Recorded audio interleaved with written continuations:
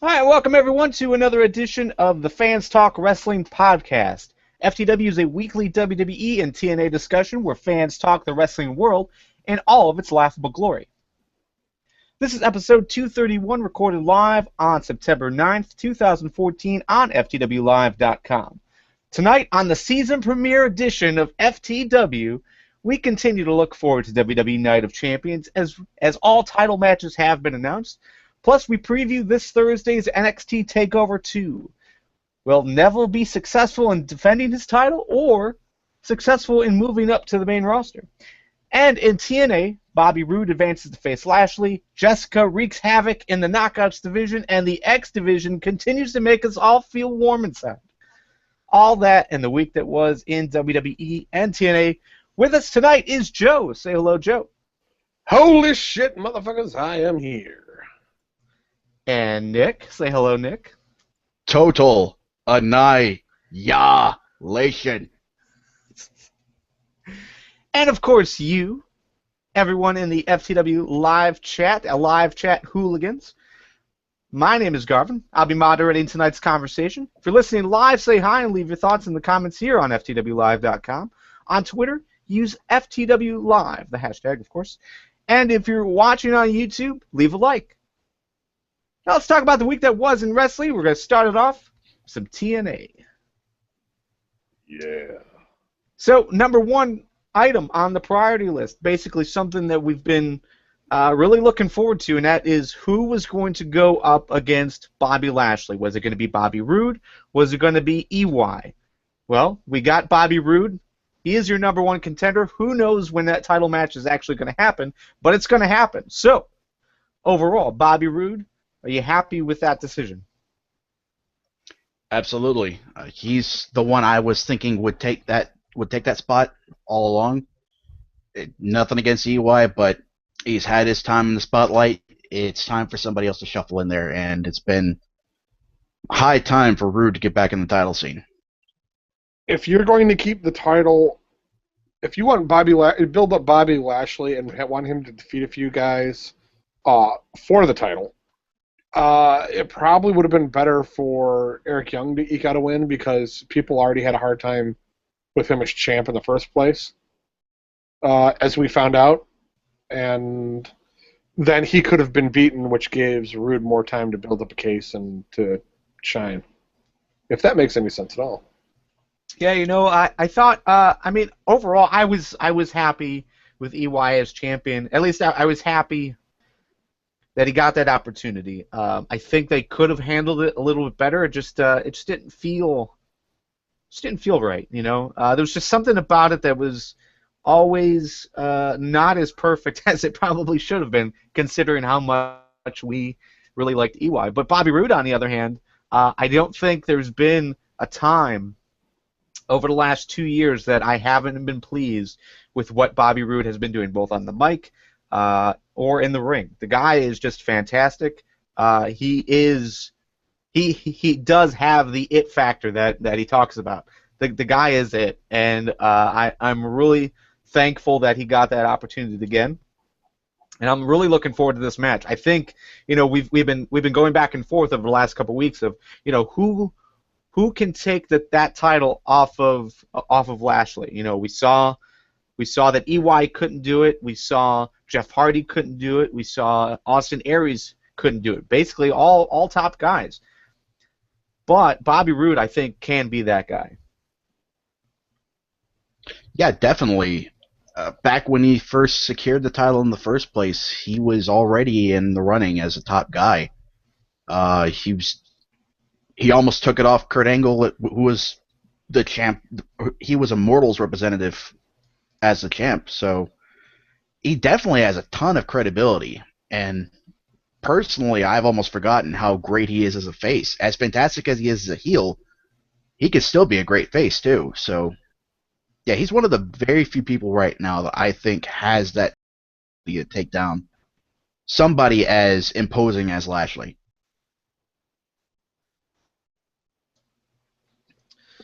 Yeah, and as I said, right now we don't know when that match is going to be happening. It could happen during the next 4 weeks. We have 4 weeks up until Bound for Glory, but this does feel like it needs to be your Bound for Glory main event. Do you guys agree with that, or do you think that they should do it beforehand? I think they should wait for Bound for Glory. I think with Roode you can build a good story and have him chase with MVP being the mouthpiece for Lashley. Yeah, that sounds good to me. It's pretty much a foregone conclusion that they're not really going to have a dedicated Bound for Glory series like they have been. I've been hearing rumors that they're going to do something along those lines, but if we're not going to get that traditional series, then yeah, this absolutely makes sense as the main event for Bound for Glory. All right, once again, Bound for Glory takes place on Sunday, October 12th from the Karakuan Hall. Is that how you pronounce it, Nick? We didn't have you last week, and I never looked again. Pretty sure it's Corkin. Corkin, there we go. I'll go with that. The Corkin Hall, which is pretty well world-renowned, should be an awesome crowd. So we're going to be previewing that Tuesday, October 7th on FTW235. Hopefully we are going to see that main event, Bobby Roode versus Bobby Lashley for the World Heavyweight Championship. Also on the card, Team 3D will be inducted into the TNA Hall of Fame. And that's basically it. That's all we know for sure. There's been a few names thrown out there, but we still don't necessarily know what else to expect. But most likely, we're going to see the climax to the story of the Great Sonata versus the Great Muta, or something along those lines. Maybe with what we saw this week, which we'll talk a bit about in a few minutes. Maybe we'll see some kind of team go at it. James Storm, the Great Sonata, and Manic versus the Great Muta, Tajiri, and whoever else that they might have on their team. Maybe Austin Aries. So lots of opportunities. But yeah, it's a month away, so there's plenty of time to book a good show. Yeah, and I really like James Storm, Sonata, and Manic, like, a lot, because it's giving Storm something to do. Is he injured? I don't remember hearing anything about that. Or maybe he's just, maybe he's pretty beat up. He may not be injured per se, but they're giving him some time to take a break. I like him in this role. Actually, now that I think about it, I do seem to remember something going on with him when he had his interview with Steve Austin. I seem to recall him mentioning some, not necessarily minor injury, but it wasn't terribly serious either. He was just put on the back. He was benched for a little while, and yeah, this kind of role definitely makes sense if that's the case. Yeah, I am hoping though that they looking at the Lashley thing, that they can do something with MVP. They really don't do anything with Kenny King either. Really, he's not doing anything. No, not really. Just kind of there. Just kind of there. Which sucks because he's a great exhibition talent. So I don't know if they're going to push him towards that once maybe they loosen things. They get more of a structure going on again after what we talked about last week. Sure. I don't know. But as far as James Storm goes, as far as this injury, I think it's just awkward timing. It could be something really minor that he would normally be out a month, but in TNA time, he could be out a month and really miss 2 months because of how they're taping these shows. So I think this was a good way to handle it, just like what they did with MVP. Instead of taking MVP off of TV when they were taping those 6 shows in a row, basically, they kept him on TV and just transitioned his role to something else. Still allowed him to be important. Still allowed him to get the TV time that he needed. So I think I'm right with you guys. This James Storm definitely has me interested.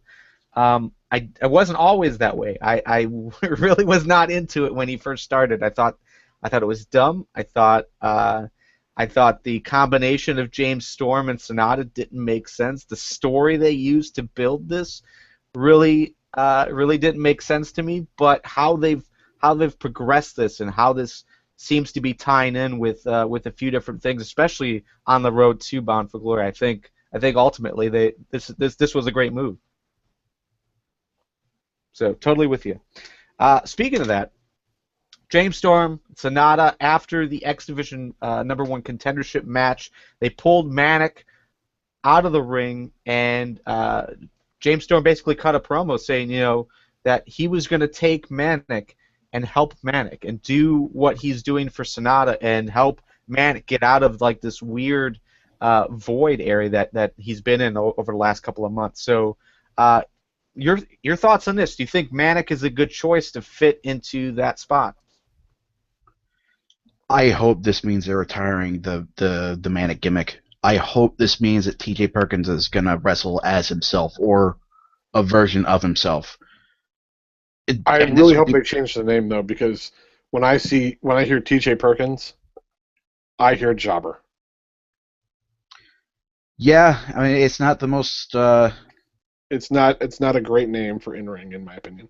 Yeah, I mean I guess he could go back to being Puma, but or even if they changed to Suicide, then maybe later on team him up with Homicide, so you could have the sides. I don't know. And bring in Matt Sydal. Yeah. There you go.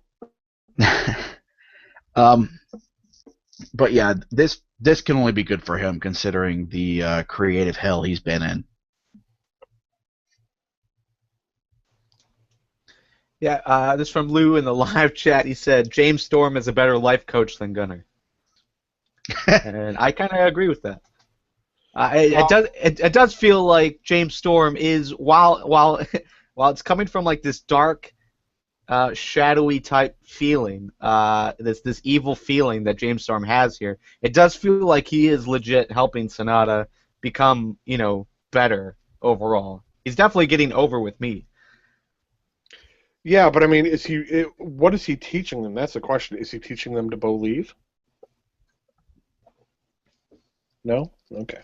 No. No sell. Damn. Thanks, fucking Hogan. But yeah, I'm with you. I don't know if it would be a good move to drop the Manic gimmick. I think he could still be Manic. Just that specific term, I think, kind of helps transition into this new role. While T.J. Perkins, yeah, I don't know, that isn't as impactful, I guess. It does feel like he would lose a bit by going with T.J. Perkins. What they'd have to do is sell him as a completely new person. If they're going to go with T.J. Perkins, they're going to have to get him out of this role and then reinvent the T.J. Perkins character, in my opinion. So that long-term fans are going to know, well, that's fucking Manic. Yeah. Or Suicide, or whatever he's going to be this week. Whisper, Shadow, something. But if they developed a new character with the name T.J. Perkins and gave it its own thing, it's too hard to transition right out of this. Yeah, Storm is definitely going to rebrand him. Storm will definitely rebrand him the same way he did Sonata. I'm talking about the company rebranding him. Like, get him off TV for 6 to 8 months. No. As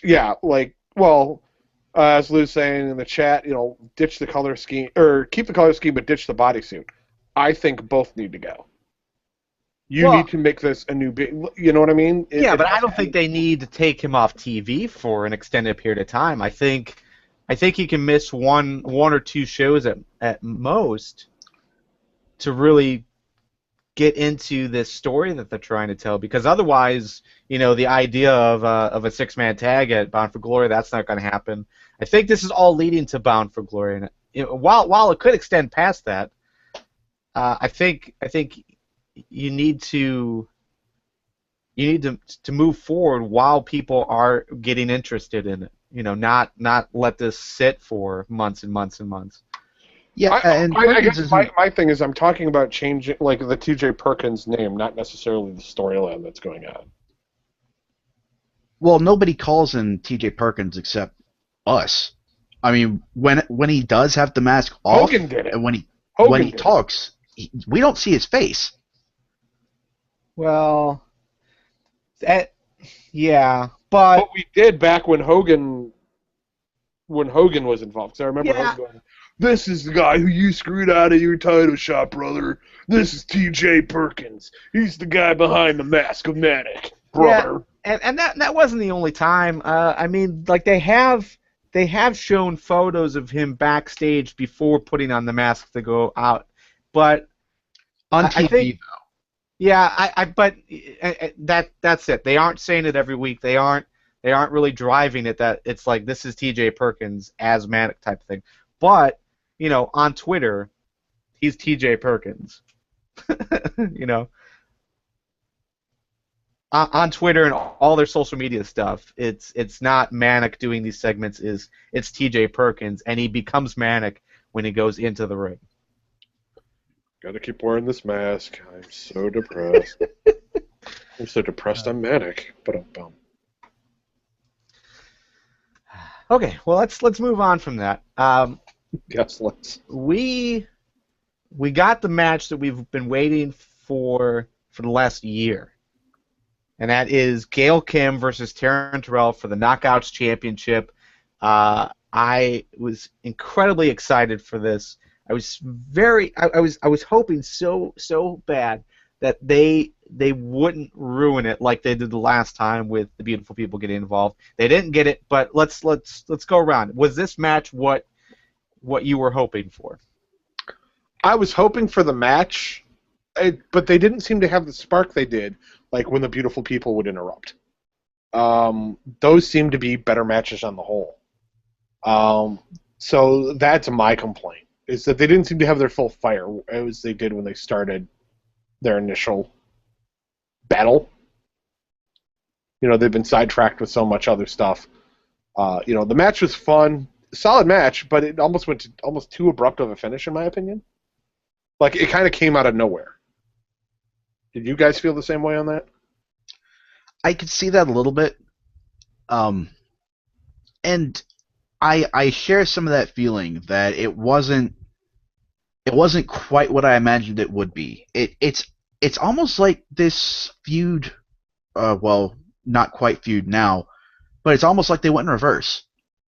Usually you have the straight up matches and then you move on to the gimmick stuff, but then they started out with the last knockout standing, went to the ladder match, and now it's just one-on-one, no bells, no whistles, just a title match. And exactly. I do want to stress, this was an excellent match. The New York crowd has been kind of shifting towards a more favorable opinion of the knockouts. Like, you've been hearing the better than Divas chants. But by the end of this match, they weren't comparing them to the Divas at all. They were just straight up chanting, "This is awesome." And I don't want to take anything away from these two women. They put on a phenomenal match. It's just the hype and expectation that surrounded it. It kind of built up to the point where they really couldn't have lived up to all of it, I don't think.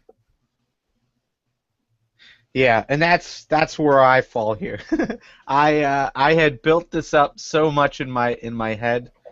It was basically just based on what they did before Taryn took her time off to have the kid. They did so well those first two matches that you were just I wanted to see more of that. And this match, while yes, technically it was a good match, it just didn't live up to that. It didn't live up to what we had seen before. It didn't seem to live up to the expectations that I had set for it. So, I don't know. Robert in the live chat, he said, the match was pretty good, little bit held back, but overall it was good. I'm feeling the same way. Like, it was a good match, but they didn't give it all they got. There was something missing from it. I can't say that at all. This match was every bit as good as the last knockout standing match. I mean, that stunner on the steel steps, they replayed that about a dozen different times, and each time the way Taryn took that bump was ridiculous. I remember. No, but that's the thing, Nick, is that like it had all the elements to make it a good match, but it still seemed like we're giving it, we're hitting the spots that should make this an A+ match, but it's just still coming out as a B match. I don't think so. Any shortcomings to be had is not on them. It's just on booking.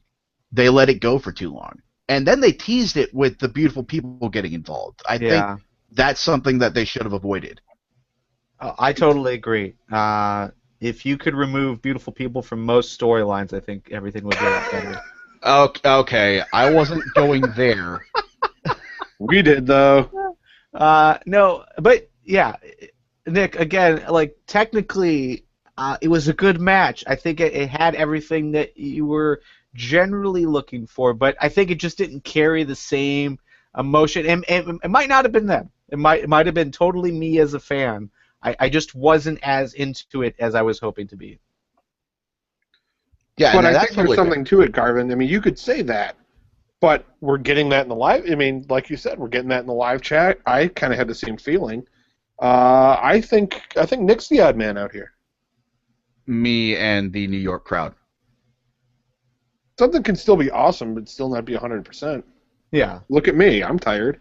I'm not 100%, but I know I'm fucking awesome. You see? Exactly. Perfect analogy. You're welcome. Yeah, I think overall, I think this was a good start to a continuation. I just hope that they get that opportunity to keep moving this and keep ramping this up. That's all. Thank you, Lou. Lou agrees with Nick. So, all right. But after this match, and this is where I kind of get nervous. I kind of get nervous because I really want to see more of Gail versus Taryn. But now we have the introduction to Havoc. So are you guys fearful that Havoc will kind of eliminate the possibility of another good Gail versus Taryn match moving forward, at least in the next few months? Or do you think she'll add something very positive to the division? Well, first of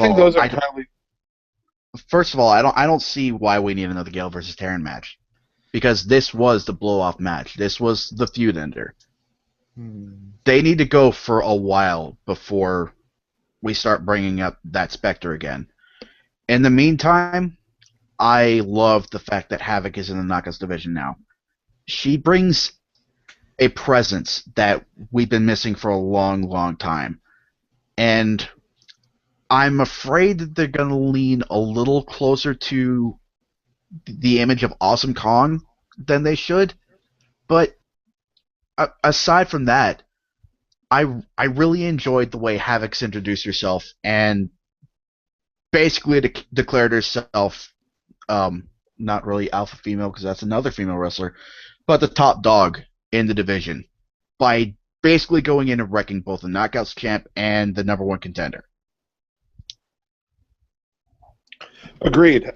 You beat me to the Awesome Kong reference. Yeah, I think they're going to Awesome Konger, Kongify her, I guess. They're going to give her that monster feel, which is not to be unexpected. But I mean, we're sitting here looking at it and going, they're going to give her the Awesome Kong effect. So, is it? I don't know. Does it? I don't even know what the words I'm looking for right now are. Yeah, like you said, some of that's to be expected, just simply given the size and the presence there. But the cackle, that's kind of Kong's thing. I hope she gets to her own promos. Like, if they give her a mouthpiece, then that's completely, this is just Kong 2.0. But I'm hopeful that isn't the case. I know Havoc can talk. I just hope she's given the chance to separate herself from that image from the past. Well, it's not just Kong. I mean, they've. It seems like they've tried this before. They dabbled a little bit with this with ODB. They dabbled with this with Lady Tapa. Like you brought up just a few seconds ago, alpha female. But every single time they brought someone in to wreak havoc and to destroy the division, those people didn't really seem to live up to what was needed. Can Havoc do it? She will wreak herself all over the place. Yeah, I think she can help revitalize. Yeah, and to be fair, those other wrestlers aren't really analogous. Alpha Female was just Chris Sabin's. I never figured out if she was his mercenary or his new girlfriend. I never figured that out. And Topo's just a bodyguard. Like Havoc is apparently her own woman, just like Kong was. So, yeah, I expect her to set herself aside from the pack. It's just, I hope the booking.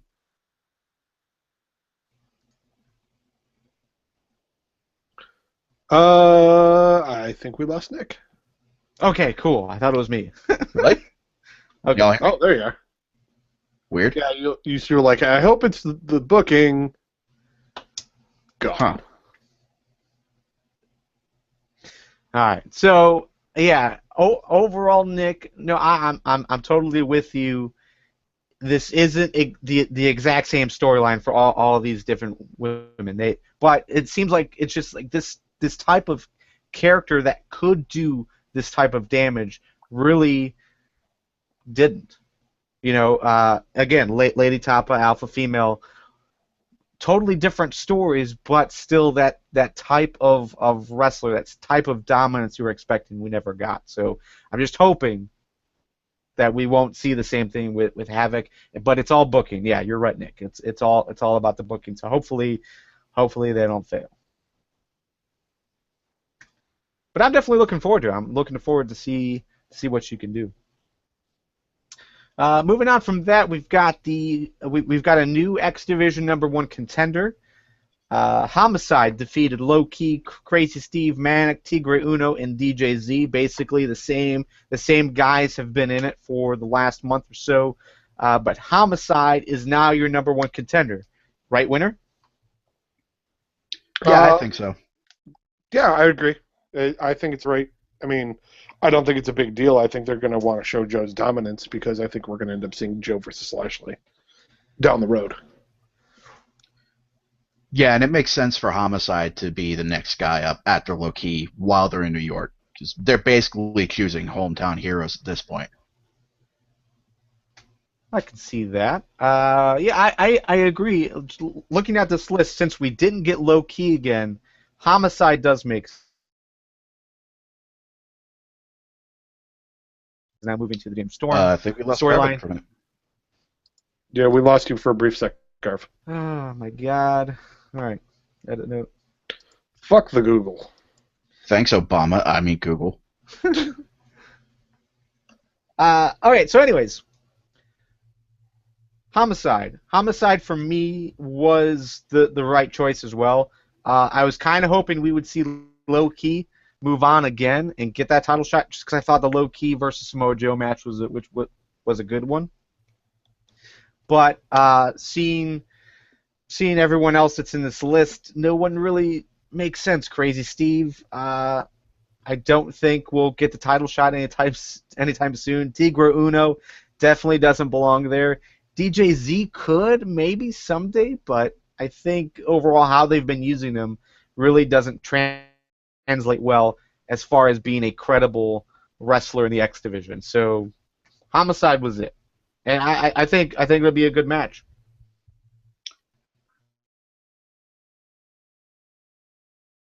I think we'll be next in but line speaking after his reinvention.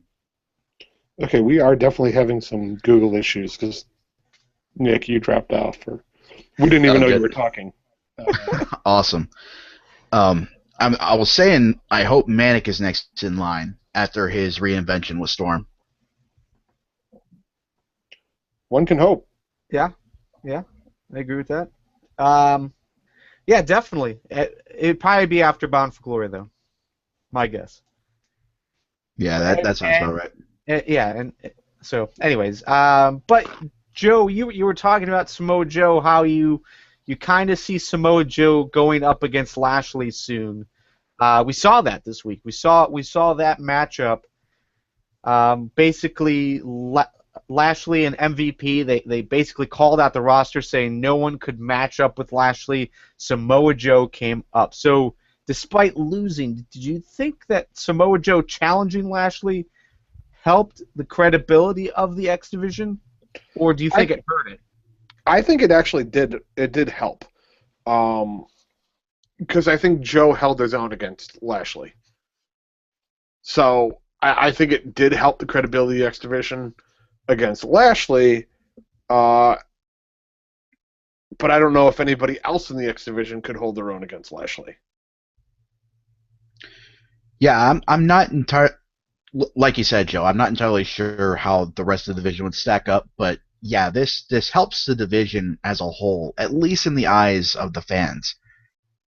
For the longest time, the X Division was treated as kind of TNA's mid-card title, when really that's not how it should be treated at all. I think this is bringing the X Division back to what it used to be.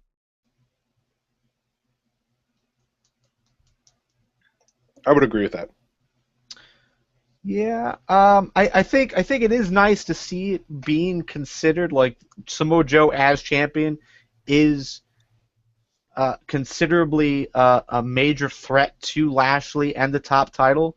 I think that does help, but I'd almost want to see Joe concentrating a little bit more on his upcoming X Division challengers. It seems like they're kind of in the background. You've got these guys fighting for a shot at the title, and Samoa Joe isn't even worried about that. He's worried about, being looked at as one of the toughest guys on the roster to go against Lashley. That kind of bothers me.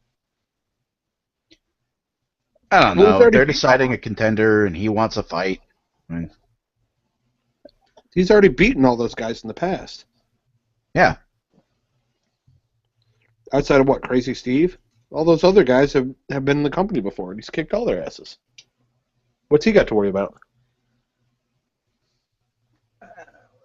Well... Oh! Shut all that there, motherfucker! But why should I care who's the number one contender then at that point? Because it's TNA, it's on TV. Come on. It's the X Division, bro. You care. I know. Totally, bro. Maybe I care too much. You'll have to go on a date with beautiful people or some shit. Yeah. So, there's a lot of stuff going on in TNA. I suppose we can spend just a little bit of time on. One is the whole beautiful people and the bromans doing some things, I guess. Are you guys positive on this potential storyline, or are you ready for this one to be over already? You know what this reminds me of? This is like Eva Marie and Zack Ryder, but in a tag team format. Wasn't it Eva Marie? I don't think that's ever happened. Eve Torres? Eve Torres. Eve Torres? Yeah, they're all the same. One has a blue belt in jiu-jitsu, one is a model. I mean, yeah, pretty much the same. Yeah. It does seem like that's the obvious end point of the story, is them turning on the bromans. Yeah, we'll probably see Abyss shove somebody off a stage. Wheelchair.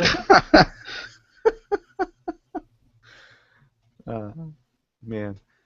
The other thing going on that actually does have me interested is that despite this tag team championship series happening with 3D Wolves and the Hardys, you've got two other tag teams that are still getting time, and it seems like they're kind of prepping us for, hey, there is another tag team out here.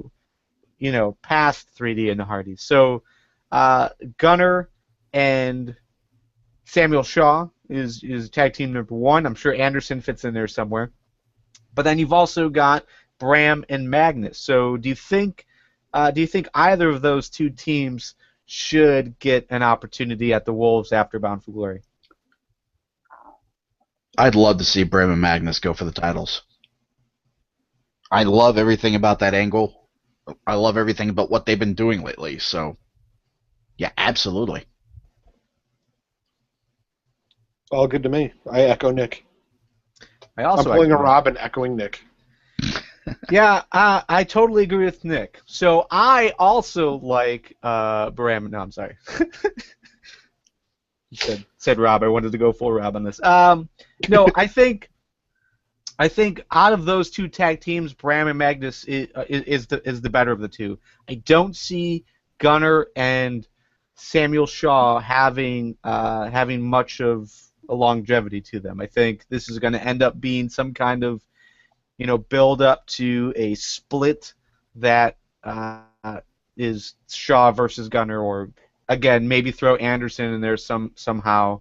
But yeah, I don't see them lasting through Bound for Glory. I think that they'll break up sooner than that, and most likely, I'm predicting right now it's going to be Samuel Shaw versus Gunner at Bound for Glory. Yeah, and it's looking like Brittany's going to be the catalyst for that. Just given the way she was just staring at Shaw last week. Yeah, that was weird. I don't really know how to judge that yet. Let's wait a few weeks and talk about that, just to see what happens this week on Impact for sure. We just need to see a little bit more, like them, just Brittany looking at Samuel Shaw. I don't know. It was kind of confusing, I guess. Sam Shaw gets all the bitches. Yeah. Whole bunch of crazy in there. Yeah, I mean, I get the general comparison. I mean, it's being brought up in the live chat by Styles Clash 10. It says, Shaw and Brittany both stalker type characters, so it kind of makes sense. But I don't know if I get the connection between the two of them. They share the same trait, but that doesn't necessarily make them a good pair. So maybe there's something else going on, and Brittany's just kind of like the bait. Maybe Brittany is setting up Shaw for Anderson or something. I don't know. I'm just throwing out potentials. But yeah. So once again, Bound for Glory is going to be on October 12th. So a lot of time left to book that pay-per-view. Really looking forward to see how they actually finally incorporate Bound for Glory promos and build up into the every week TV show. That would be nice. But coming up this week, we're going to have match number 2 in the Tag Team Championship Series, 3D Wolves and the Hardys. Who do you guys pick as getting win number 2?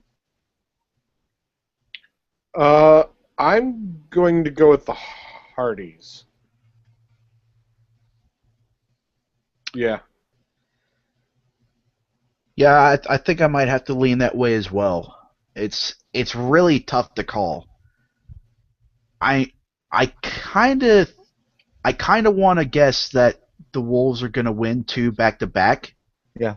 But yeah, I mean, just to establish legitimacy, I think they want to have 3D and Hardys have at least one apiece. Yeah, I agree with that. I think overall I'm looking at it the same way. We've got, if you give Hardys a win, then that does allow the Wolves to get back-to-back wins. That totally builds their credibility as tag teams in the industry, and it tells a good story. It's also the obvious story, so I think you almost have to do it. Yeah, but how bad does that suck?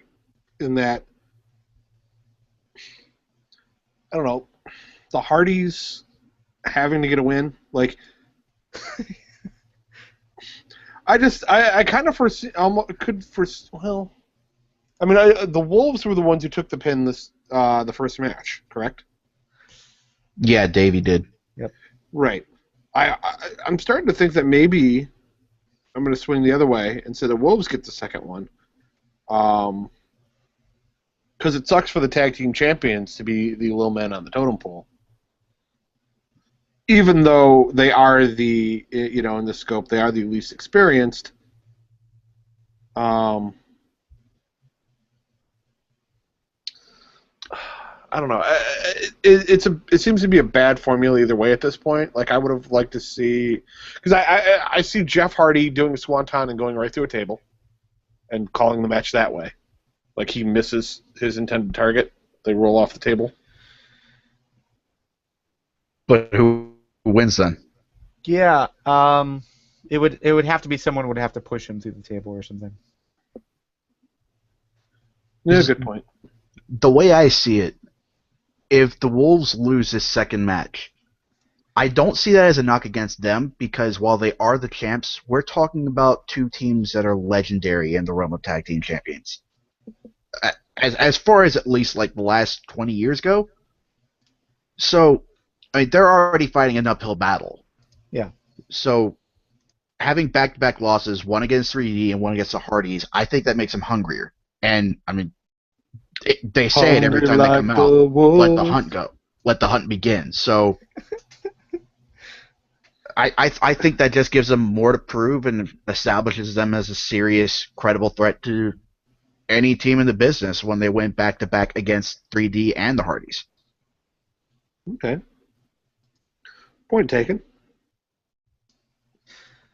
While very unlikely, I think it would be kind of cool, though, if Team 3D won. Just call it right there. That's the end of the series.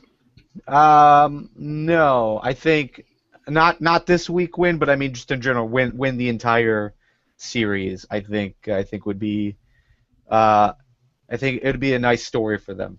How badass would that be, actually, if the Dudleys won, Team 3D wins 2 matches in a row?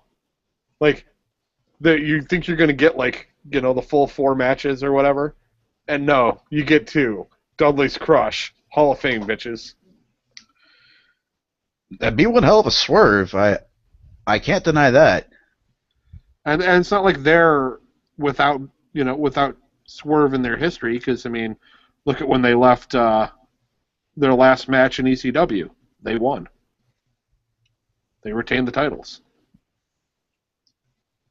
Yeah, I wouldn't be wholly opposed to 3D winning this series, but I would hope that the Wolves get at least one win. Yeah, I'm with you there. Robert is throwing out the idea of Team 3D gets a win. Wolves get a win. Hardys get a win. Tiebreaker takes place at Bound for Glory. No, it's not going to happen because Jeff Hardy cannot travel. I think that's pretty well. He can't travel to the UK, but they've been using him in the promos for BFG. Everything that I've read suggests that he cannot leave. He cannot make that trip. Let's do some research. But I'm pretty confident he cannot leave. Don't act like you're all high and mighty here. Let's WrestleZone this and not do any research. It wouldn't surprise me if the travel restrictions were different with Japan than they are with the UK. They just won't let him back in. They won't let him leave. That'd be a fine trade. All right, well, that's TNA for you. Still very excited about things to come. They're going to be doing some more tapings in Bethlehem, Pennsylvania, and that'll be nice. Again, that's where this all started. All these good vibes and great crowds started. So it'd be nice to get that crowd back into it. Wonder if they'll have the baby Jesus. Ooh. Maybe. But let's move on to WWE. This week, potentially, on Raw, we might have seen the write-off of Chris Jericho. We know Chris Jericho has got one of these fancy contracts where he can work a couple of months and then go back on tour with his band or do other TV shows or whatever else he does. So, but right now it's looking like Chris Jericho is done. They had him lose against Bray Wyatt. He got pretty much dismantled after the match. They took out his leg with the cage door. Then Randy Orton attacked him from behind. So overall, it looks like they wrote him off. If that is the case, what did you think of Jericho's latest run? And are you looking forward to his potential return feud against Randy Orton? Joe, let's start with you. I think he did well in the role that he was brought in to do, which was help Bray Wyatt, help get him over. Not that he wasn't over, but, get him on the winning side of things. Make him more of a credible threat. So in that aspect, I don't mind it. I think he did a great job. But Randy Orton jumping in there, so we're going to end up seeing Randy Orton down the line against Jericho. Didn't we already do that in the past? I don't know. All I know is if they're going to keep him out for longer than, say, 2 months, then I want more light-up clothing. Come out with the light-up pants or chaps or something. Add a little more to the repertoire. Do another big return where we think it's supposed to be a mystery, but it sure as fuck ain't. Yeah, I wasn't exactly a fan of this run. I don't think he really added to anything. In fact, I think he took away. Especially with The Miz when he debuted on the same night. That was something. I think he's put in decent work against the Wyatts, but again, I could have done without that. A feud against Orton, I don't know. On the one hand, that removes Orton from the title picture, so I'm all for that. But yeah, like you said, it's been done a lot, so I don't know how much I'd look forward to that. Let me jump in here real quick, and let's make a quick spoiler announcement. We're gonna. Well, I don't even know if it's a spoiler announcement, but I'm hearing rumors in the live chat that Chris Jericho actually isn't leaving. So let me backtrack what I was saying. Maybe they're not writing off Jericho just yet. Jericho has a match at Night of Champions, and again, spoiler alert. Close your ears if you don't want to hear this for the next minute or so. But Jericho versus Randy Orton at Night of Champions. Not surprising. No. Huh. Don't know if want. No, I don't know if I want it either. Kind of on the fence about it. I mean, obviously it makes sense storyline-wise with Orton trying to take out Jericho in the back. This will probably be Jericho's last match if this is in fact happening. But yeah, I mean overall, I don't know. I'm with you guys. I'm kind of meh on it. Yeah, I mean, I think Jericho will do good work with him, but I don't know. Why? There's no reason for it other than these two guys need to do something because we have nothing else for him. Exactly, and that's how it feels for me too. Feels like well, we can't keep putting Randy Orton in the top few slots. Let's feed him to Jericho because Jericho's there. Yep. Okay. Yeah. Speaking of Jericho performed a diving top of the cage crossbody onto Bray Wyatt. That started. That was the first match of this week's Raw, right? Yes, it was. Bray Wyatt versus Jericho. Mm-hmm. In the main event, or the end of the show, we saw Seth Rollins climb the cage, fly off with a diving crossbody on Roman Reigns. Which one did you like more, Jericho's or Seth Rollins? Rollins. I enjoyed the Jericho one. I like the fact that he was going to get out, then went, oh shit, here come the Wyatts. Fuck it. And then went off the top of the cage. Yeah, I did enjoy that little shrug. Why not? Yeah. That was pretty good. I just think Rollins did it better. Rollins connected better. I think I think they had planned that out better before the match. Jericho's did look pretty awkward, I thought, but overall, I thought it fit better. And it's weird to have that same spot because that's a huge spot. It's weird to have that bookending Raw. Yeah, but at least it wasn't like every match. That's true.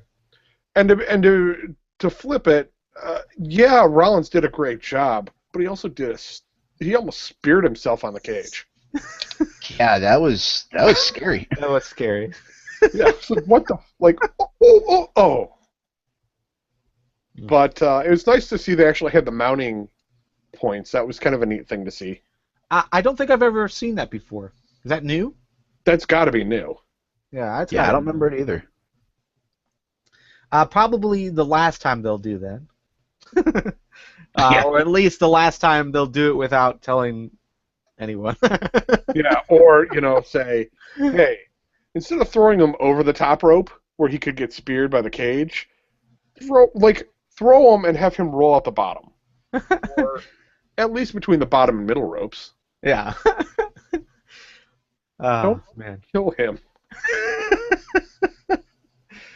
Jeez. So, yeah, I don't know. So I thought I still think it was an interesting spot to bookend Raw. Rollins overall looked better. I think it meant more that Jericho did it. Well, because of age?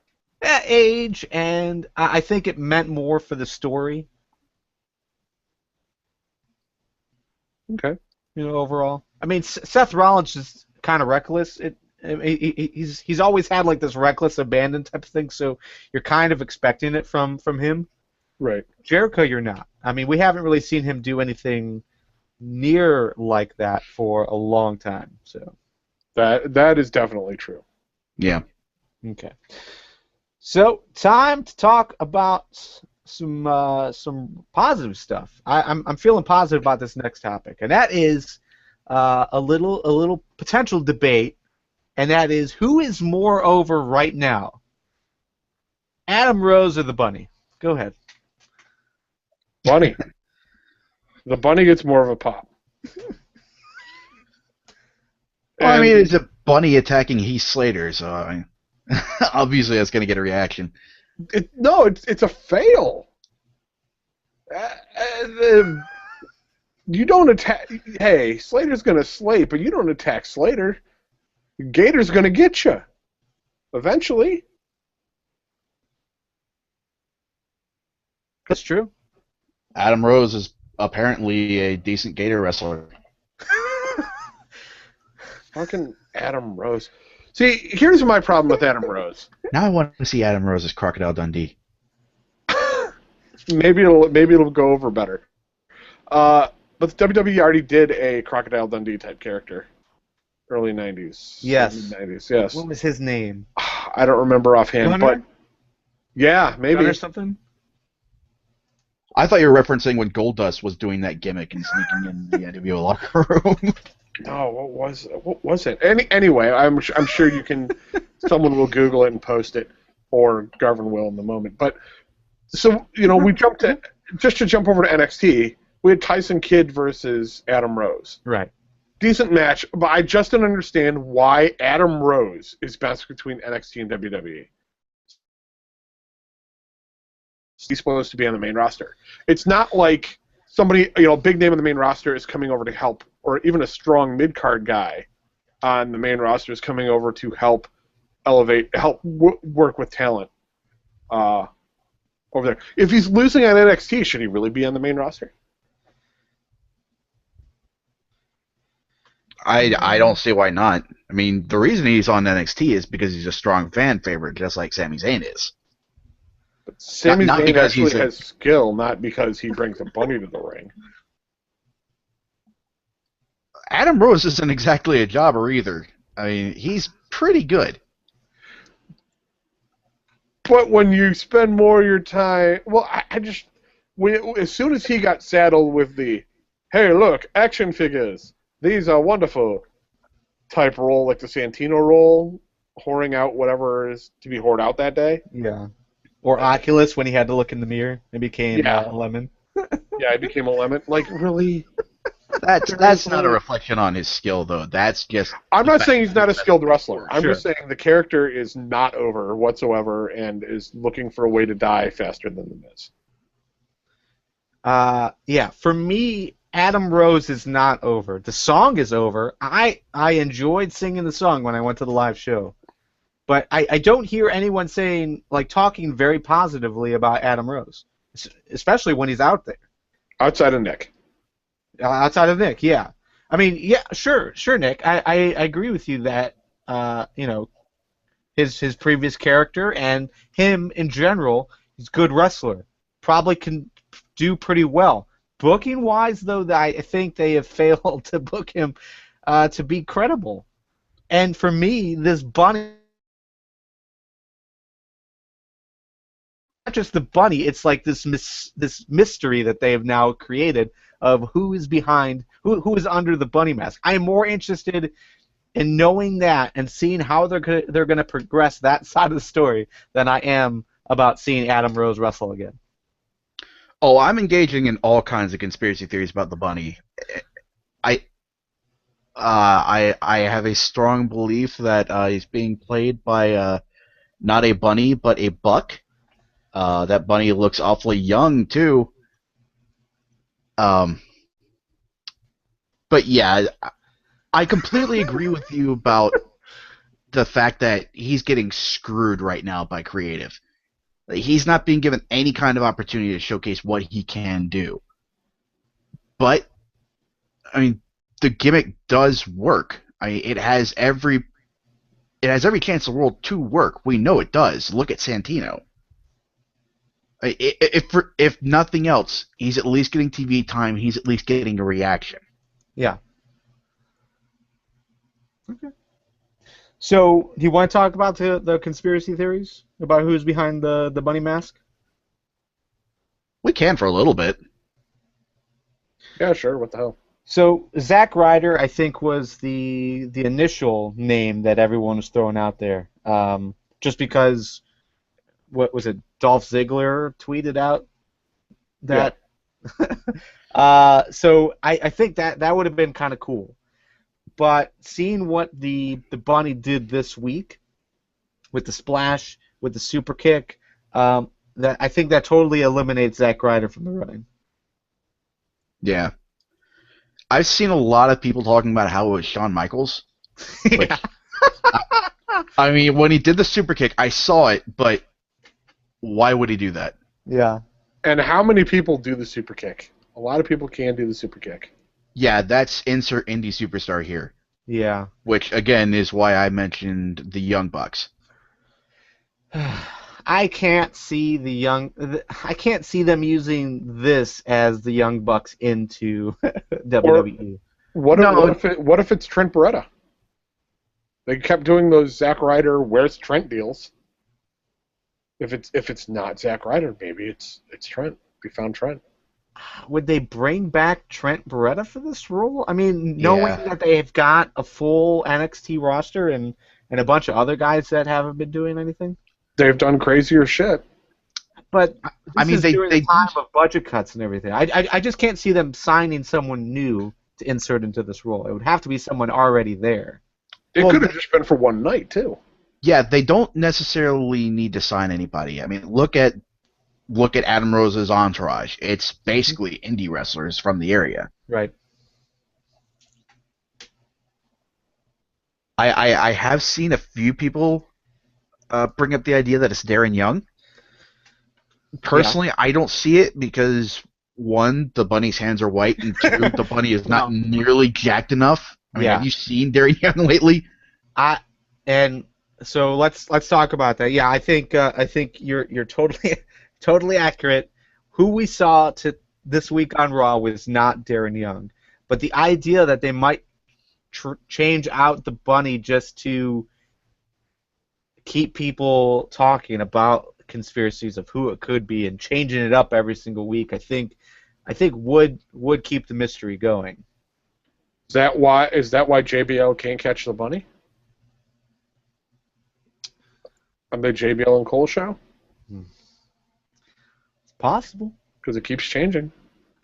But Darren Young is a name that I keep hearing. Wrestling News Source was reporting that it's probably going to be Darren Young. I think that's the thought going around, and it does sort of make sense in that he's like the stunt cock in Orgasmo. He's just completely when they go to do Orgasmo 2, it's just different shade guy. Well, hear me out. The conspiracy going around right now, as far as like the most popular rumor, is that it's going to be Darren Young, and that's the reason why they're going after Titus O'Neil right now. Yeah, from a storyline perspective, it absolutely makes sense for it to be Darren Young. It's just he's clearly not the guy in the bunny suit. This week. Yeah, if we ever do see a bunny from the set of 300 on Raw, then yes, that will absolutely be Darren Young. But until that happens,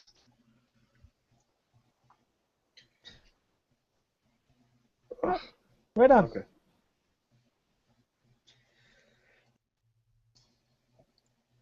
All right, so since winning the title, Brock Lesnar has been mostly absent from WWE TV outside of video packages and being represented by Paul Heyman on the mic every week. So without Brock Lesnar there, defending the title in matches or at least being a part of matches, which is something we've received nonstop every week for the last 10+ years. Do you think that's okay? I mean, do you think it's a bad thing that they're changing how they're presenting the world champion with Lesnar? Well, with Lesnar, I mean, it's not like we're without Lesnar content. We have Paul Heyman pushing and pushing and pushing. So we have some type of that content. And Lesnar already has a track record of being out for a time period. So I think for Lesnar it works. For anyone else, I don't think it would work as well with. It didn't work with The Rock when he was never around. But of course, Brock never said, "I'm never leaving. I'll be here," and then not show up for 3 months.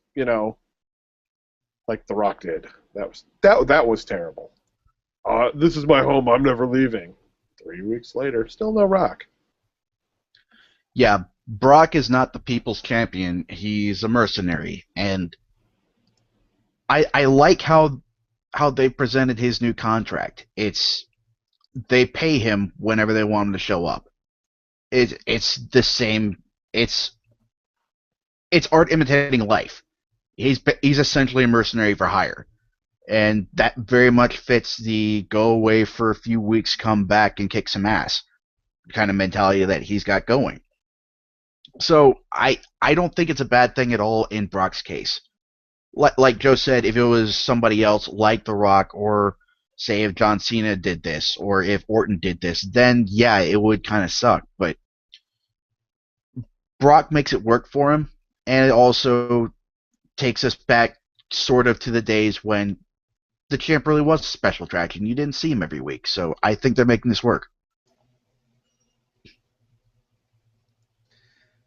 Yeah, and Robert Carmichael in the live chat's bringing up the idea that they're going the UFC route with Brock. UFC holds these pay-per-views every month, but you don't see the top guy every single month.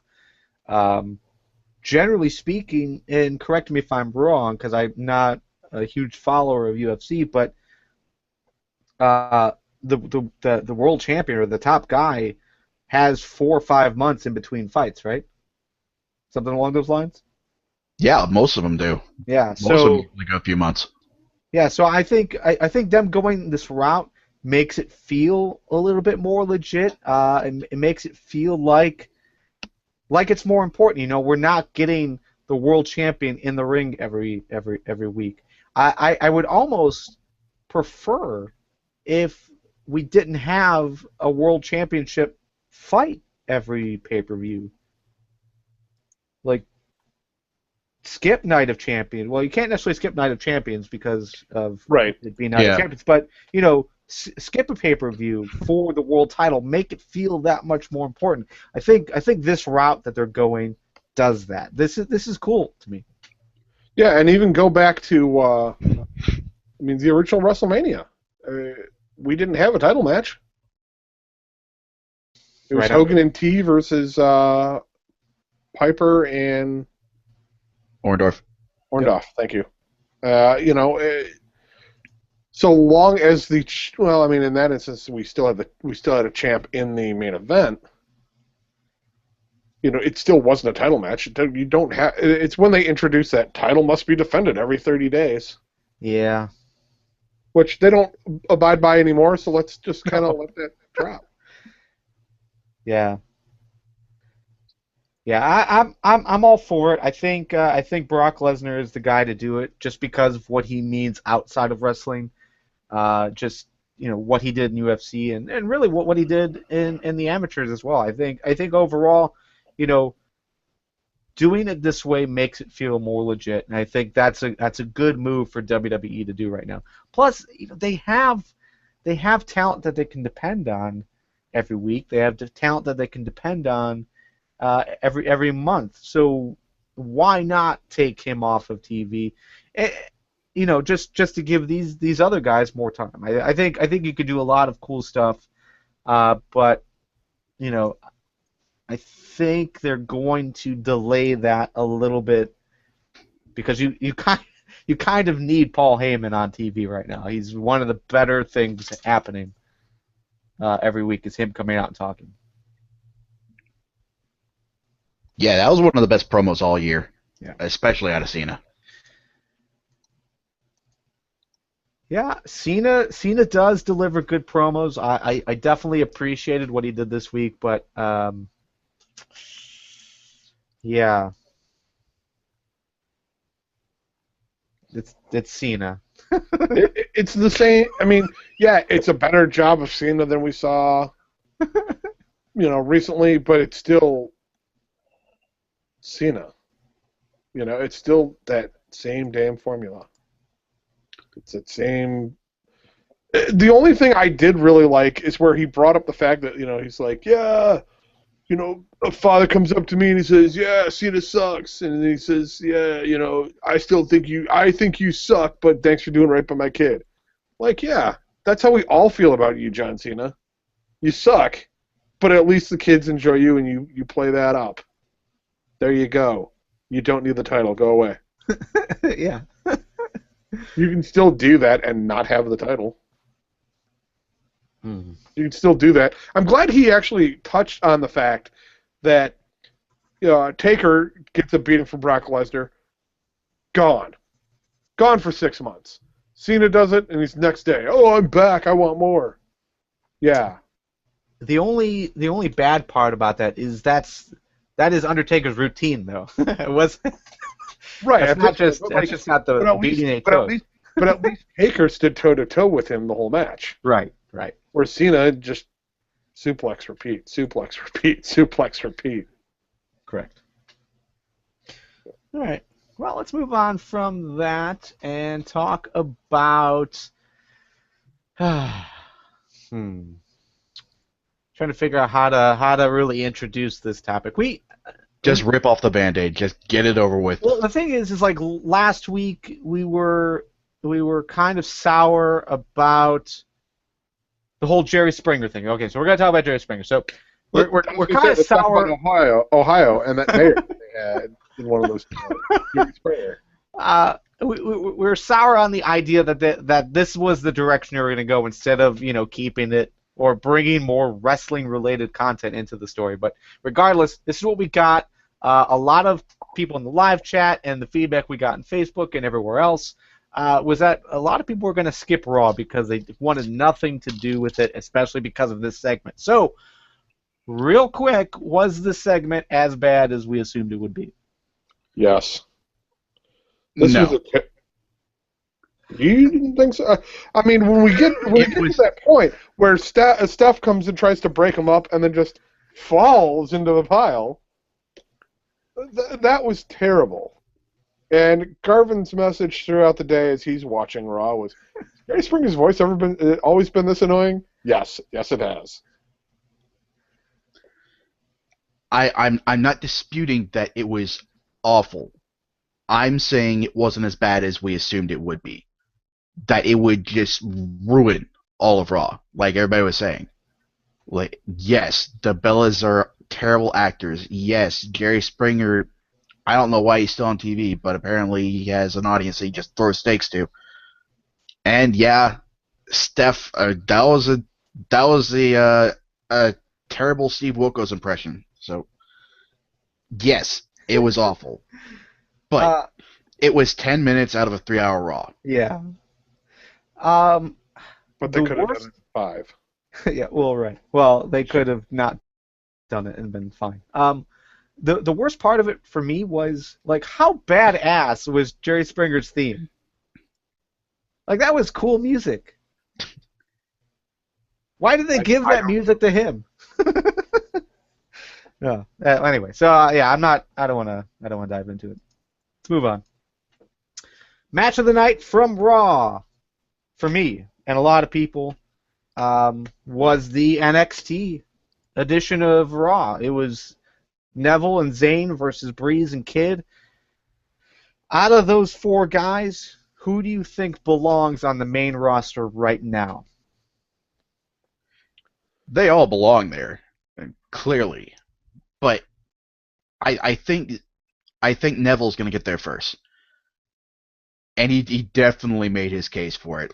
I have never seen him that fluid and that explosive. Like, the second he tagged in, it was just nonstop, just kick after kick after kick. It literally, in the amount of time it took me to say that, he delivered like 4 kicks. I'm really excited to see what he can do on the main roster.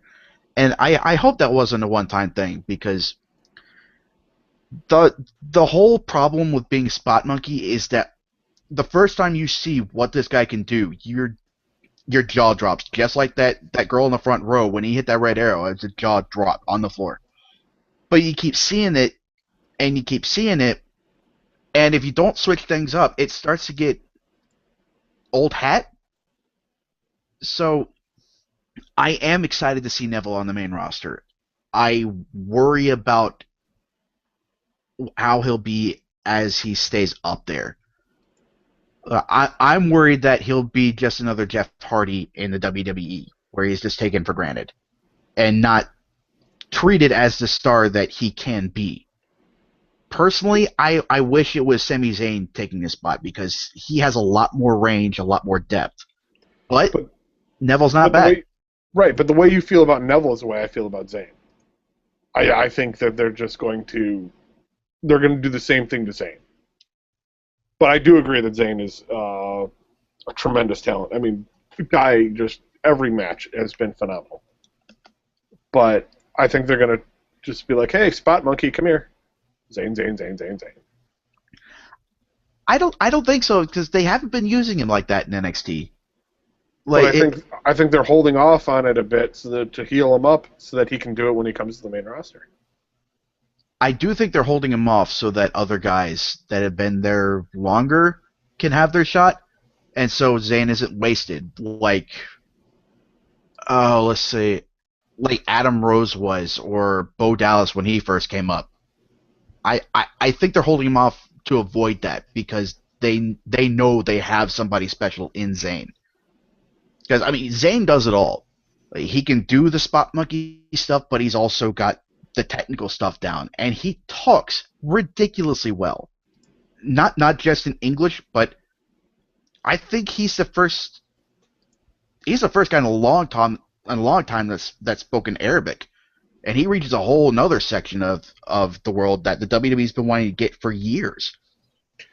That's true, but if they wanted to reach sections of the world they're not really getting, why are they doing nothing with Cesaro, who speaks 5 languages?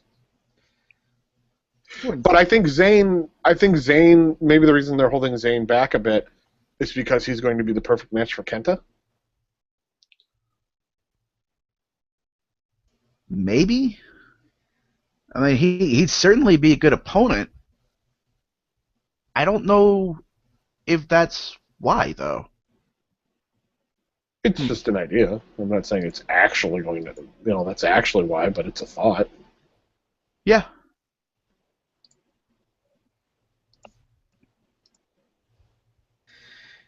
Yeah, I just wanted to look up real quick how old Sami Zayn is, and he's only 30. So, so that can't be the reason why they're holding him back. I guess is where I was going to go with it originally. So yeah, I'm with you guys as far as the two standouts, not just in this match, but in general, are Sami Zayn and Adrian Neville. I want to see both of them on the roster very soon, especially while Neville has the ability to take and own these spots. Sami Zayn can have a fantastic technical match with just as good of spots. He's not flipping off the rope all the time, but just look at his match against Cesaro. I think him versus Cesaro for a U.S. championship or an IC title, I think would be fantastic. So, yeah, overall, out of these four guys, I like these two the best. One note from the live chat. Styles Clash Shane said, as far as the original question, which of these four guys do you think belongs on the roster right now, as far as the main roster? Styles Clash 10 says all of them. When the guys in the quote-unquote development system get the crowd going more than the main guys, something needs to change. And I'm in total agreement with that. It was the match of the night. It had the crowd into it from the get-go. And these are all pretty much no-name guys for the most part. I mean, yeah, Tyson Kidd had his time up in WWE, but for the most part, none of these guys really have a name in WWE, but they killed it. Killed it. I did enjoy that Sami Zayn got the Olay chant. Yeah. But Los Matadores, whose gimmick revolves around Olay, got nothing. That is a good point I didn't even think of. But yeah, I'm with you there. It's like WWE tried to force us to use that chant there and forget about Sami Zayn, but nope, not gonna happen. The other thing that I took away from this match is it did really seem like WWE was ready for Neville to come up to the main roster.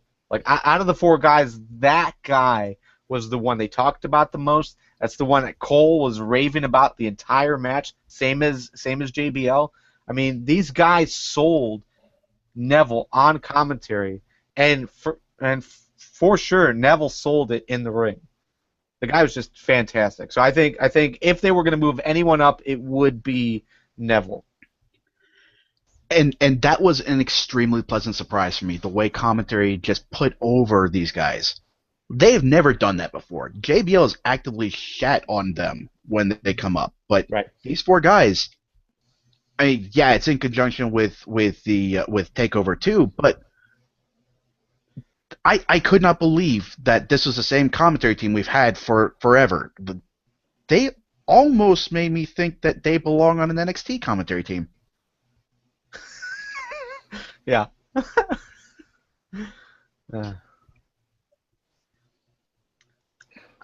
Real quick, Styles Clash 10 in the live chat asks, does this prove that the WWE audience is starving for the X Division / cruiserweight style? Oh, absolutely. I mean, that's Kofi Kingston's bread and butter. That's why he's so popular. I mean, we all want more cruiserweight action. But is it cruiserweight action they want, or is it a spot fest? There is a difference. Or is it that they just want something different? I mean, the thing is that all of the wrestlers on the main roster, like we like to talk about John Cena having the 5 moves of doom. Right now, everybody has 5 moves of doom, and that's all. They rarely ever stray away from their 5 moves. But these guys were different. This was the first time we saw them on Raw, on main TV, especially in front of that large of a crowd. So that could be a part of it too. They just want to see something different, and these guys offered it. Point taken. Word. All right. Let's move on from that and preview NXT Takeover II. It's going to happen on this Tuesday or this Thursday. So if you're listening on demand, I hope you're going to watch. This is going to be a fantastic card. Right now on it, NXT Championship, Adrian Neville versus Tyson Kidd versus Sami Zayn versus Tyler Breeze. So pretty much a lot of what we saw on Raw, but they're going to be given a lot more time. I think we only got maybe 5 or 6 minutes on Raw with them. This we're going to get a lot more time, so that should be cool. We're also going to get the Tag Team Championships, the Ascension versus Sin Cara and Kalisto. The Women's Championship will be on the line, Charlotte versus Bayley. We're also going to get Enzo Amore versus Sylvester Lafort in a hair versus hair match. Bull Dempsey versus Mojo Rawley. And, of course, Ric Flair is going to be there to introduce Kenta. So, real quick, before we start doing predictions, we're going to do predictions pretty quickly as well. But out of everything on this card, what are you most looking forward to, Joe? That will be the NXT Championship match, the 4-way. These guys are going to blow the roof off. Yeah, that's definitely the easy answer. And I'm easy. Personally, I think I'm looking forward to the tag team title match a little bit more. And it might be a big part of it is I really want to see the Ascension drop the belts and move up.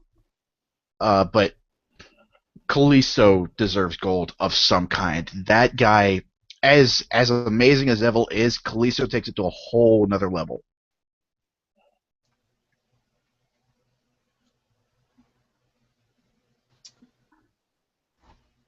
For me, I'm going to go the opposite route. I like all of these matches. So instead, I'm going to say what match I'm looking forward to least, and that's Bull Dempsey versus Mojo Rawley. I could give two shits about maybe. Yeah, I was going to say you like all of these matches. I'm glad they're putting this at the front, so maybe I could skip over this one and then just watch the rest. Yeah, here are two guys who we're trying to get you guys to like, but no one wants anything to do with. Actually, Bull Dempsey does get chance, such as thank you Bull when he takes out Mojo Rawley, but that's it. If he was facing anyone else, no one would care. That crowd was popping so hard for Angelo Dawkins the week before this one. And deservedly so, because Angelo Dawkins is an incredible athlete that deserves far more than WWE has given him.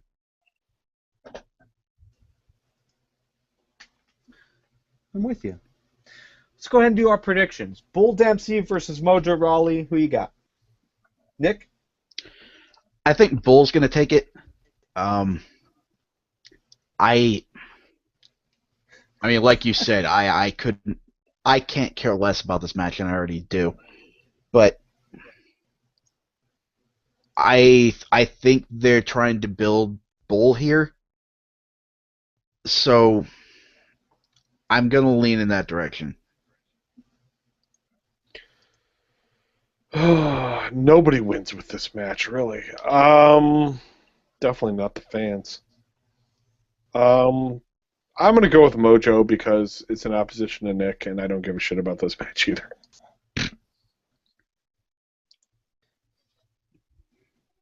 I'm going to go with Bull Dempsey myself. I think, they've tried very hard to get Mojo over. He's not over. He is not going to succeed. Bull Dempsey, though, does still have an opportunity to get over, but maybe putting him against Mojo was a bad idea. Maybe if they put him against someone else it was over, like Mojo versus Sami Zayn or Mojo against anyone else on the roster, I think would have been fine. I think that would have really helped him, but yeah, so I'm going to go with Bull here. And it is a little sad because we need like that super heavyweight guy. It's just the way they debuted him with that garbage entrance and the whole last of a dying breed thing that is just done to death. And he can't talk either. Well, like, obviously this is developmental, so you're going to have a lot of rough patches, but this guy definitely could have used more development before he came on TV. Sure. I agree with that. And, and one of the major criticisms, and I think BotchBot, James Hornsby over there, was one of the first to really point this out, like, what does it mean to be a last of a dying breed? You're out of shape. And so you can really criticize Bull Dempsey for looking out of shape, but you could say the same thing about Bray Wyatt. But Bray Wyatt has succeeded being the size that he is, being the shape that he is. So I think that's not necessarily the criticism, but Bull comes off very green and very I don't know. It wasn't the right build for him for sure. Enzo Amore versus Sylvester Lafort in a hair versus hair match. This one for me came out of nowhere because Sylvester Lafort, I've seen him on TV a couple of times maybe. I know Enzo just came back with pushed them in the tag team division in this tournament. I was really surprised that they didn't that they aren't the number one contenders. But yeah, so Enzo Amore versus Sylvester Lafort. Despite what you guys think about the story, who you guys got for this match? Who do you think walks out without hair?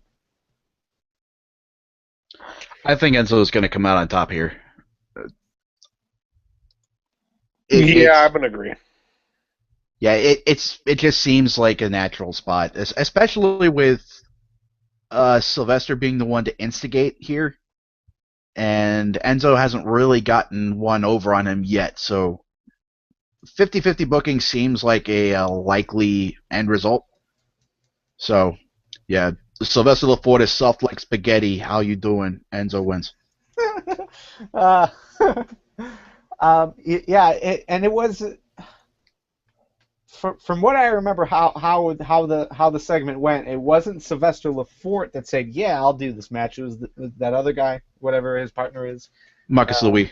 Yeah, that accepted the match. So it seemed like Sylvester wasn't necessarily into the idea of potentially losing his hair. That's why I'm going to go with Enzo. I think Enzo is the stronger character. I think this will make the fans happy to see Sylvester Lafort be put in this kind of embarrassing spot. So I think Enzo. That poor poodle, though. I mean, granted, a poodle is not a real dog, but to go bald over that bucket, just yeah. I definitely enjoyed that film style. Like, it wasn't like a full setup. They weren't on a set with like a real professional camera. It was just a camera phone. I thought that was pretty cool how they did that.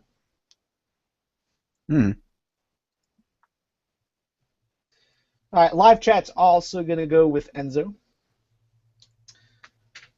Now let's talk about some of the title matches. We got the Women's Championships, Charlotte versus Bayley. This is Charlotte's first real title defense. This is Bayley's, according to me, who came in during NXT Takeover 1. This is Bayley's first real opportunity to show what she can do. So I'm really looking forward to this match. But who do you guys got? Well, first of all, do you like the build, and then who do you predict winning? The build from what I've seen, because I've been in and out of NXT, is all right. I think Charlotte's going to win this one. I think Bayley still comes across as a little underdeveloped. In her ring skill, she's purely developed fine every other way. She's still, while she's definitely hardcore face here, she always seems awkward. Like she's not exactly sure what to do. Well, that's the gimmick. That's the gimmick, though. Yeah, that's full on gimmick. But still, when you're going for the title and you grab the mic, you want to seem confident. Yeah. And she doesn't seem that way. I get you. When you're going for a title, you need to have that, and I just don't think she has the mic skills as of yet. Even though she's cute and peppy and She's gonna hug you. Yeah. Bailey's gonna hug you. Bailey's gonna hug you. Giggity giggity giggity goo. Yeah, I've enjoyed the build for this because this has been a slow burn. I can't remember exactly when this started, but when Charlotte debuted, she debuted as a face, and she was tag team partners with Bayley against the BFFs. And then Charlotte stabs Bayley in the back. And they kind of let that fall to the wayside a little bit as they focused on Paige versus Emma, and they kept teasing it and having Charlotte kind of take a little jab at Bayley now and again. Now they're finally bringing it to the forefront. And I think they've done it really well. As for who walks out as champ, I'm really torn. Because after this sort of build, I really want Bayley to walk out with a title, but this isn't Charlotte's first defense, but it is her first major one, I think. It being a special event. It's possible that they want to fast track her to the main roster and have her drop the belt so she can go up, but I don't know. I think for the purpose of the prediction, I'm gonna go with Bayley. Wow. Okay. You're gonna go with Charlotte? I'm going with Charlotte. Okay. Man, I am really torn on this because I like Bayley. I'm the opposite of you, Joe. I think, while yes, you definitely want your challenger to look confident in the position she's in, because confidence builds credibility.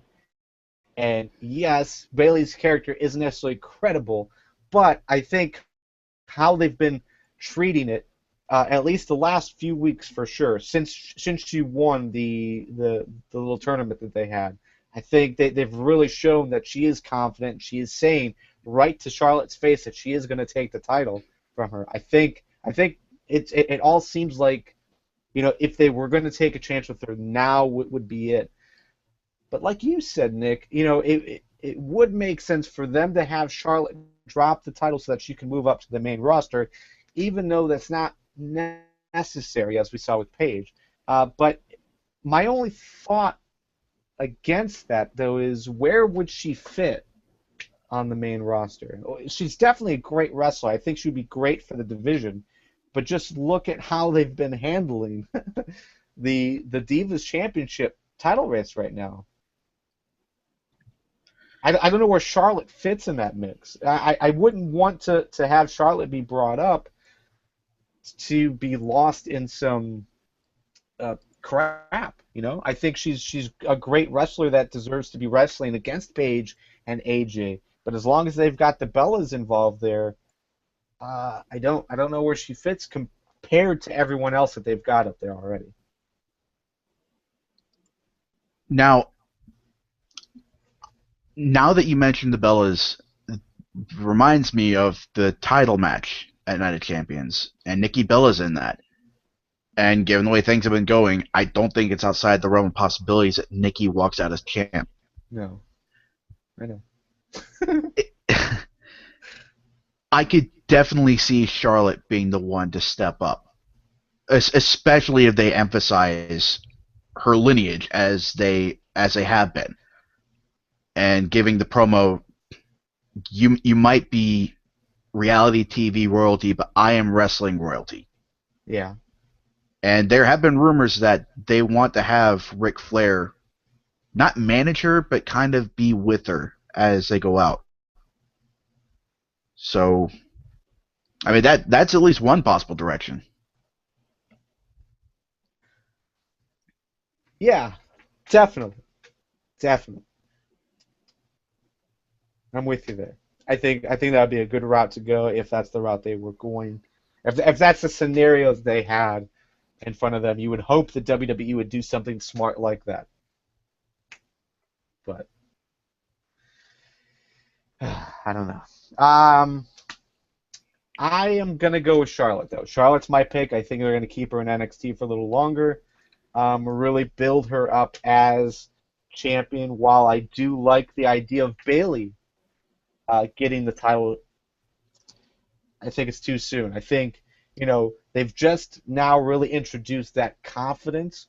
They've really started to build that credibility with her, and I think that they can do that for a little bit longer before putting the title on her.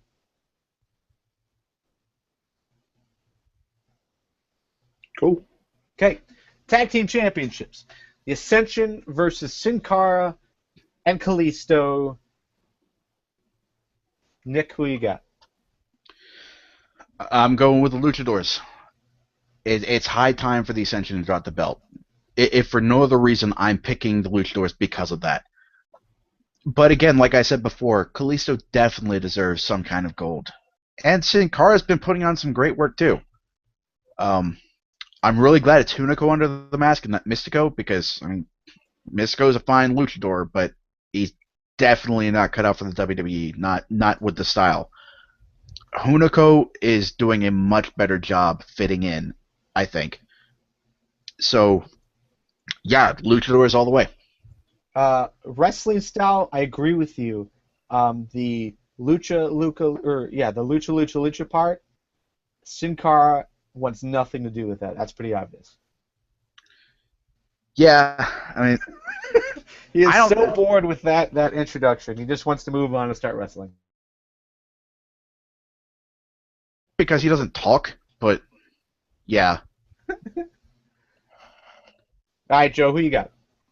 I'm going with the Luchadors, the Sin Cara and Kalisto tag team, because Nick's right. Yeah, the Ascension needs to drop the titles. They've had them for fucking forever, and it's time for them to move up to the main roster. Plain and simple. We're all in agreement here. I want to see the Ascension move up. They've got the opening in the tag team division on the main roster. I think right now is the time to do it.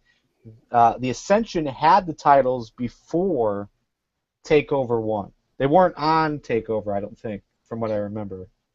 I don't believe they were. Yeah. So, but yeah, I'm with you guys. They've had it for long enough. There's no real competition in NXT for these guys the way they've built them thus far. So I say have them drop it, move up, and let's see what they can do in front of the big crowds.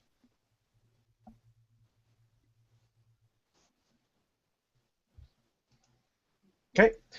And for the main event, the NXT Championship is on the line as Adrian Neville defends against Tyson Kidd, Sami Zayn, Tyler Breeze. Who's picking Tyson Kidd? Anyone? No. No, I actually am going to go with Tyler Breeze. I think he's been doing some great work, and I think Neville's probably going to end up coming to the main roster, so I don't think that it's there. Zayn's great, but I just don't see them putting it on him necessarily right now. And Kidd's Kidd.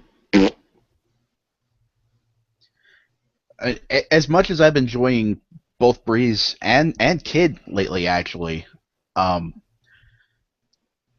don't think Kidd's going to take the title. Nope. And I do kind of want to see Breeze with it, but I think he works better at more as a foil, more as the rival gunning for the belt. I'm picking Zayn. I think it's high time he held gold, and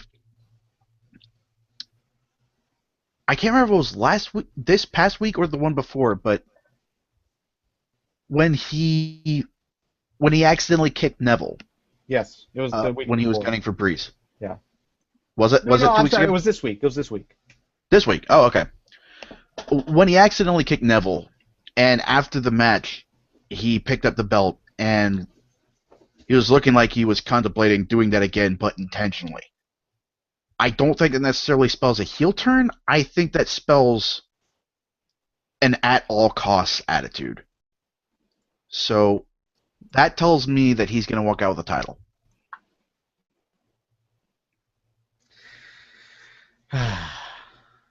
Joe, I'm with you. I like Breeze. I think Breeze has done good work ever since being put in the spot. When he first was kind of pushed into this main event spot, I wasn't into it. I just didn't like the character up until that point, but he's really carrying himself very well. You could even see that on Raw.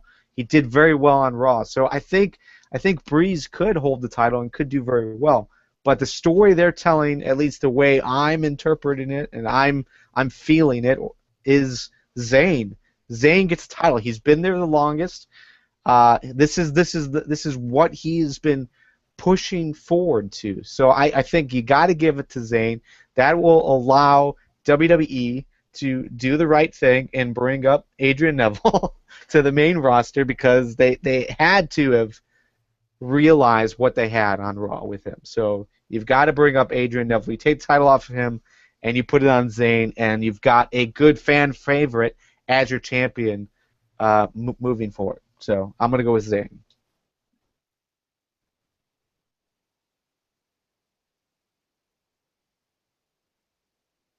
And how we've been talking, it seems like all of us are holding the idea that one of these contenders, whether it's Adrian Neville or Sami Zayn or Charlotte or the Ascension, that one of these guys, or Charlotte's case, these girls, are going to drop the title to then move up to the main roster. It's unlikely that they're going to do it for all three of these cases. So out of these three matches, so Adrian Neville or Sami Zayn or Tyler Breeze or whoever in the main title, the Ascension or Charlotte, who do you think has the best chance of actually being called up this week or relatively soon? I'm gonna go with Neville. Neville. I think. Come on, Garvin, it's Neville. I was actually making a note about how you would screw that up, Garvin, and it got fused in my brain. Adrian Neville's going to end up hanging out with Paige and, or how do you say it? Paige. Paige and Paige? Yeah. That's what it was. Paige and Paige. You are shooting yourself repeatedly in the foot, trying to get Garvin under the bus. What do you mean I was shooting myself in the foot? You said it like 3 times last week. According to you, I actually haven't listened back to see if I actually said it. I should listen back. No, you said that a couple different times. Shut up, Nick.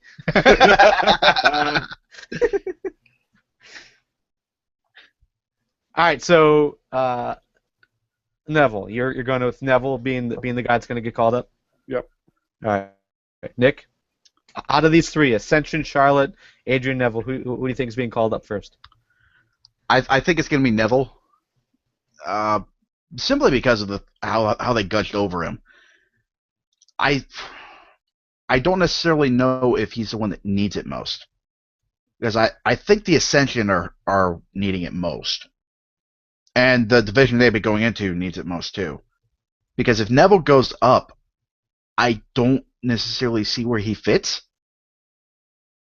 I guess it kind of depends on whether he keeps his current gimmick or if they change him up like they have with the rest of them.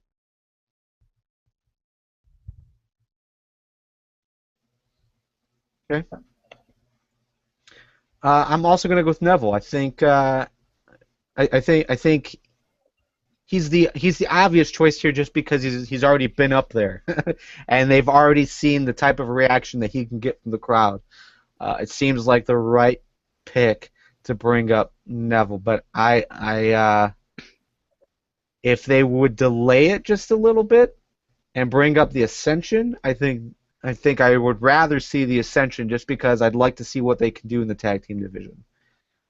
Neville, while he does get fantastic reactions, or at least the one reaction that he got on Raw, is worth trying to repeat. I almost see him getting lost in the mix, but Ascension could do well right out of the gate in this current tag team division. So, yeah. All right. So overall, that is NXT Takeover II. Again, it's going to be happening on Thursday. This Thursday, September 11th. So if you are listening on demand, you need to watch it. If it's already happened, watch it. It should be very, very cool. So I'm looking forward to it. Also coming up for WWE is Night of Champions. It takes place on Sunday, September 21st, and we'll be previewing it on Tuesday, September 16th on FTW232. So far, every single title is currently on the card. It's going to be defended. We've got Brock Lesnar versus John Cena, the IC title on the line between Dolph Ziggler and Miz. Tag Team Championships will be defended between the Usos and the Dust Brothers. We've got the Divas Championship, Paige versus AJ versus Nikki. The U.S. Championship, Sheamus versus Cesaro. Plus, we've also got Rusev versus Mark Henry. There is that spoiler that we had talked about earlier, which might actually not be a spoiler. I don't know. I don't know really how to handle a main event anymore. But Chris Jericho versus Randy Orton. There's also the potential for Roman Reigns versus Seth Rollins, and we've got Swagger versus Bo Dallas somewhere in there as well, I'd imagine. So overall, so far it looks like a pretty decent card. But we still got another week. Yeah, we're going to be previewing it next week, so we'll have a full card, full preview then. Real quick before we move on to Winfield, Nick, how was Total Divas Season 3?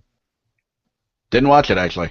Ha ha! That's fine. Michelle Carmichael Clark on our YouTube channel did do a recap. It's a 4 to 5 minute video, so if you watched it or if you didn't watch it or unsure if you want to watch it, definitely check out the YouTube channel. It's youtube.com/the FTW podcast. Michelle's got her Total Divas Season 3 Episode 1 review there, so definitely check it out. And with that should be my win, by the way. With that, let's go to win fail. Joe, your win of the week. Mine is plain and simple, and it's a visual effect. It's the black and white film effect when the vaudevillains do a promo. I was cracking up this week watching NXT when they go to the interview, and all of a sudden it's old and filmy and awesome. Yeah, you normally see that during when they're coming down to the ring for the matches. I think that was the first time I remember seeing it in a backstage interview. It's kind of awkward at first, but it definitely fits in with what they're doing. Yeah, I like that little touch. It's a small touch, but I do like it. It is indeed glorious. Your win? My win, hands down, has got to be the NXT Takeover of Raw. That was an excellent match. All 4 guys completely brought it.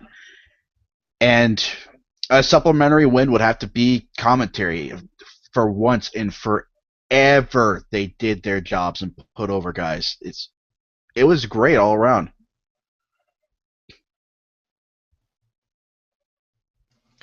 All right, from the live chat, we've got NXT on Raw, some NJPW love, as well as some ROH. Jay Briscoe winning the ROH championship. NXT on Raw. Yeah, that seems to be the unanimous win of the week, whether it's the Facebook live chat from Raw or on Google Plus or everything we read on Twitter. Even my reaction personally, it was NXT on Raw. That match was fantastic. So that's definitely my win of the week too. Just to see guys who are still quote unquote in development put on a phenomenal show on the main roster. Also, we got some love for Heyman and Cena segment, which I also agree. Nick, you agree as well, as we talked about before. So let's go with fails. Joe, your fail of the week. Jerry Springer and stuff when she fell into the pile. That was so awkward and just. Well, Brie did trip her. But she was like, oh, like she could have easily moved away, but she's like, oh, flop. I'm just saying there was physical intervention. Your mom has physical intervention. That's true. Oh, that hurt. Not your mom though. Nick, your fail of the week. My fail just has to be this Twitter war that Spike and Vince Russo are engaging in. First of all, I don't understand why it's happening, because I figured all along Spike really doesn't care what Russo's doing. But I have to put the fail more on Spike, because in response to Russo, they're talking about they're the sole reason for TNA's successes, and that they've gone above and beyond the Call of Duty in helping them succeed. Like, they haven't done a damn thing that they weren't contractually obligated to do, and of the things that they were obligated to do, they've done a lot of things pretty poorly. Like, can anybody point to any instances where Spike has actually promoted TNA outside of their time slot? I haven't. I haven't seen any ads or any cross-promotion on any of their other shows, so the fact that Spike has the gall to put on this Mother Teresa shtick is just ridiculous. It's mind-boggling and borderline offensive. So Spike can go eat a dick. It was odd for Spike to even acknowledge it, you know. I was kind of surprised to see someone from Spike TV, an executive no less, acknowledge the trolling that Vince Russo has been doing as of late. But yeah, I don't know. So, but I guess, and Diva Jill is pointing this out in the live chat, Matt Morgan is also getting involved, and there's some other people getting involved in the Twitter trolling of Spike TV and this whole war with Vince Russo. So, and apparently Matt Morgan is on Vince Russo's side. Take that for whatever you want. So, yeah. I mean, I don't think Morgan has spoken anything but truth. I mean, for all that I think Russo needs to go back under the rock that he crawled out of, Morgan hasn't said a single thing that isn't factual. All right, some other fails from the live chat. We were all hyped and very excited for NXT on Raw. This is from Lou in the live chat. Raw on Raw was his fail of the week, which I can see. The Bellas, the whole Springer thing, everything involving that entire story that's going on. Total Divas on Raw. Seth Rollins almost getting crushed by the cage. A lot of hate for the Jerry Springer segment, though, and I think that's something we can all understand. And as far as my fail of the week, my fail of the week is going to go, definitely to the Bella segment. I mean, not to beat a dead horse, but I'm really disappointed that they haven't gone, they haven't brought the wrestling back into it. I don't care about the story. I want to know what this means to wrestling, and they really haven't been able to bring that. And also, I wouldn't say I'm irate, because I could care less, but I wish they would let AJ and Paige just fight for the title. Why do they have to merge these two stories? They had one great story and one awful story, and they had to merge the two, and there was no reason for that. So, yeah.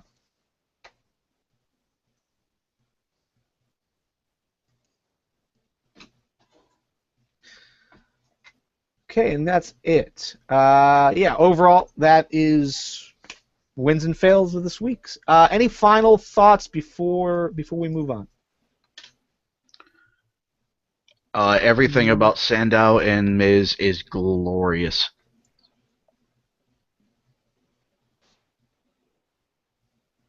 Agreed. I agree with that. Nick, you were also doing some research on what's happening with the with Jeff Hardy. Can he travel? Did you end up finding out? Yes, to an extent. It is being reported by WrestleZone. Stick with me. They say they've gotten information that Hardy can go to Japan. Yeah. Other sites are saying this, but the ones that I've read are citing WrestleZone. PW Insider, I can't tell if they've got anything on the story or not, because apparently they have the worst custom search engine in the world, and they keep linking me back to stuff that happened 7 years ago. So, yeah. I'm going to keep looking up on that, but it does seem that there is room to believe that Hardy will be at Bound for Glory.